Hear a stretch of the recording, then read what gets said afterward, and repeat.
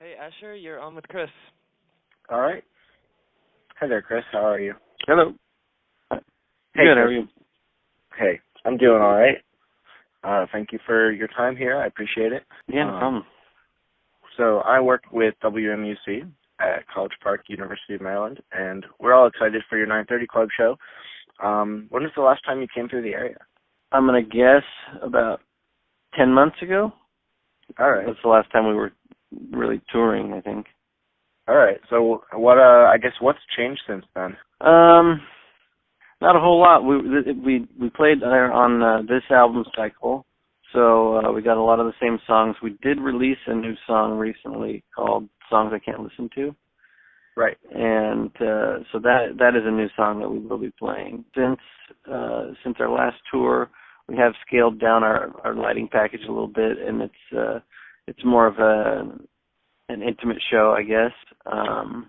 Right. It's the Intimate Night with Beyond Trees tour, right? Right. Well, I want to hear about the Yeah. intimacy. Like, what's that going to be like? How's it going to be different? Well, a lot of these venues that we're playing are smaller than we've played in the past. 9:30 Club, it's not really smaller than we played in the area last time, I don't think. But it is smaller than some of the venues that we do play. It's the size venue that we really enjoy playing the most. Okay. It's, right around 1,000 capacity, where you can interact with the crowd a little bit more, and you can feed off each other's energy a little bit better than in an arena. Sure. Or a big theater. So will it be mostly stuff from Pop Psychology, or will it be sort of the old and the new combined? Yeah, it's the old and the new combined. We play songs from each of the albums, and even from the EP that we released before, Habits. We play a song off of that. We've been playing a cover to finish up the set. Cover. So yeah, it's a variety of stuff. Do you have a favorite particular song for this tour, or anything that's you've enjoyed the most? I really like playing Love in the 21st Century. It's just a really fun, upbeat song. I don't know why it resounds with me, but I just really like it. Well, we'll be keeping an eye out for that one. I want to hear about the songwriting process a little bit too. So, the songwriting process for I guess for songs I can't listen to, and for Pop Psychology, has it changed at all since you started playing together?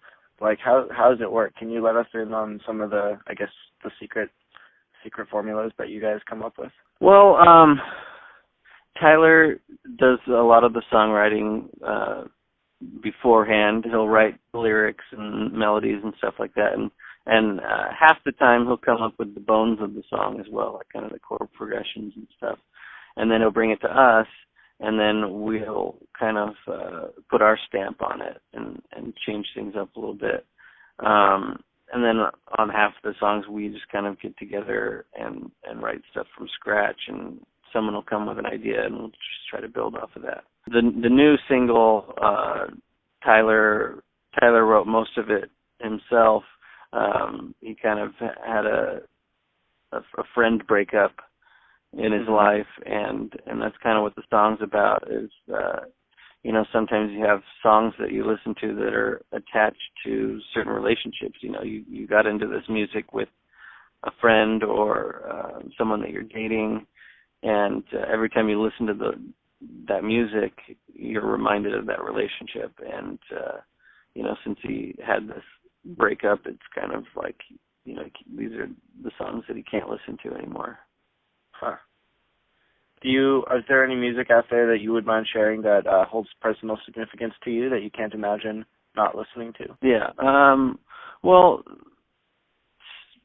I'd say Radiohead, OK Computer is. I had a breakup with a long-term girlfriend, and then I started listening to that album like nonstop. And so whenever I hear that album, I think of that, and the pain is gone because it's been a long time, but I do still think of that, and so it has kind of tarnished it a little bit that I attached that to that relationship. About the tour itself, Now you guys have toured a bunch of times before. You're used to it by now, but are there any things that still surprise you about being on the road? I think I'm surprised by the variety of people that end up coming out to our shows. I'd say the longer we've been playing, the more variety we've seen coming out. With Habits, it was a lot. It seemed like it was a lot of young girls that were coming out. That heard Animal on pop radio maybe, and but since then we've seen all ages, from little kids all the way up to people in their 60s, and guys and girls. And so I think that's the most surprising thing is I never expected to be in a band that would have fans from that broad of a spectrum. I always considered myself like an alternative guitarist, and I always thought I'd be playing to people my age or college age. But it's just expanded since then. That's pretty awesome. Do you have a go-to guitar? Like, what's your I guess your favorite guitar that you play? It's a Stratocaster. It's the Eric Johnson signature model. Okay. Are you a big Eric Johnson fan? I play that on most songs. I'm not a huge Eric Johnson fan. He just came up with a guitar with Fender. He worked with them on this specific model, and I just really like some of the features that he had them build into it. Did you name it? Yeah. I don't think I named that one. If I did, I don't remember. Fair enough. Yeah, I know sometimes people name guitars, basses, even I've seen people name drum sets, so I don't know. I did name one of my Strats after my wife. Fender had me design a guitar, and then I named it after her. Nice. If you see anyone else playing it, I guess you get dibs, right? Yeah.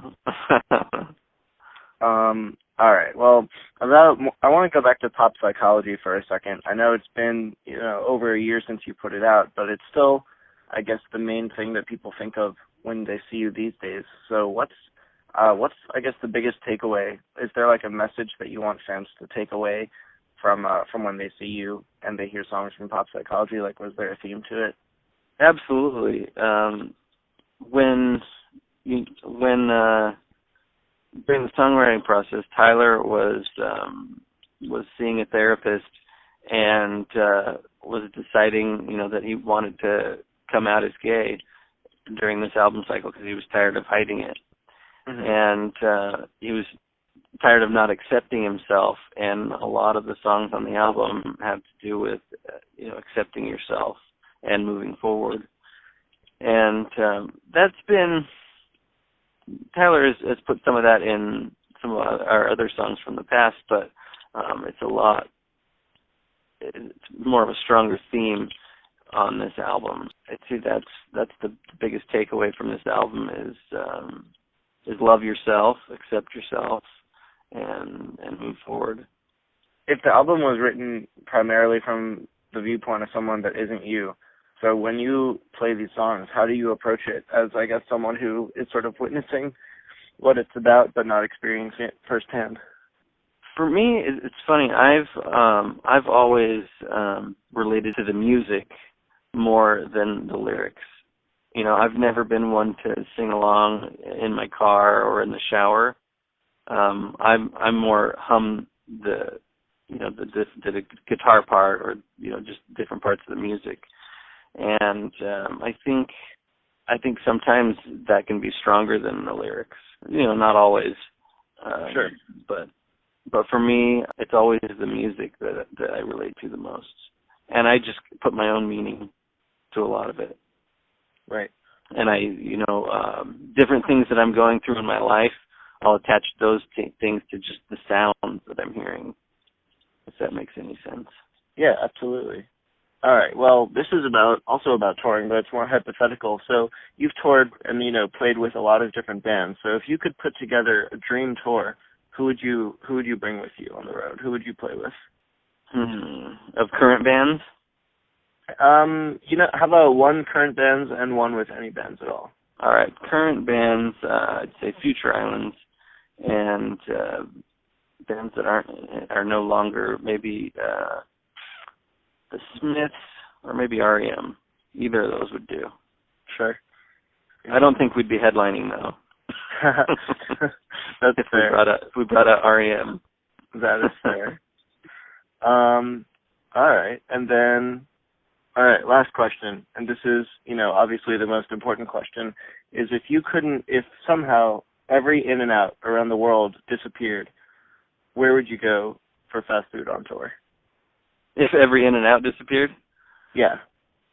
Well, we played the Chipotle Festival this last year, and we got a burrito card from them, so we get to eat Chipotle for free, so I think I'd go to Chipotle.